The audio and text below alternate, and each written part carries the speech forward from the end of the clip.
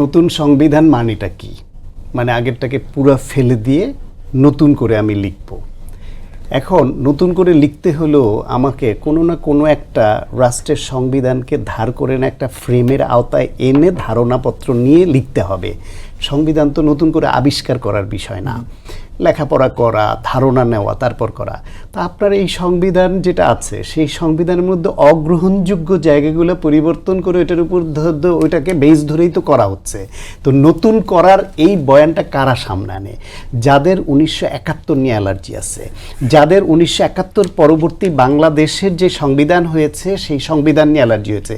এখন এই অ্যালার্জিটাকে তারা অন্য একটা মোড়কে উপস্থাপন করে, সেটার সঙ্গে এনসিপি কেন মার্জ করে যাচ্ছে এটা আমার বোধে আসে না। আপনার এই পরবর্তীতে যেটা হলো, ধরেন আওয়ামী লীগ ওই সংবিধানকে ধ্বংস করেছে, ধ্বংস করে একবার বাকশাল করেছে, সেইখান থেকে ওই সংবিধানের পরিবর্তন করে আবার বহুদলীয় গণতন্ত্র এসছে। তারপর বহুবার এই সংবিধান কাটাছেঁড়া হয়েছে এবং শেখ হাসিনার সর্বশেষ 16 বছরে এই সংবিধানকে অনেক পরিবর্তন করে ফ্যাসিবাদ কায়েমের রাস্তা পাকাপোক্ত করেছে। কিন্তু এই সংবিধান মোতাবেক এদেশে 54 বছর তো এই রাষ্ট্র চলেছে, তার মধ্যে যেখানে যেখানে পরিবর্তনগুলো ব্যত্যয় ঘটিয়েছে সেটা আপনি বাদ দেন, সংশোধন করেন, কিন্তু ফেলে দেওয়ার কথা কেন আসছে? ফেলে দেওয়ার কথা ওই জন্য আসছে যে আওয়ামী লীগ এইটাকে ধ্বংস করেছে বলে আওয়ামী লীগের বয়ান সামনে এনে বলা হচ্ছে যে ফ্যাসিবাদ কায়েম করেছে, এই সংবিধানের আলোকে এটা রাখা যাবে না। কিন্তু মুক্তিযুদ্ধ তো আওয়ামী লীগের না, এই মুক্তিযুদ্ধের ঘোষণাই তো করেছে শহীদ প্রেসিডেন্ট জিয়াউর রহমান।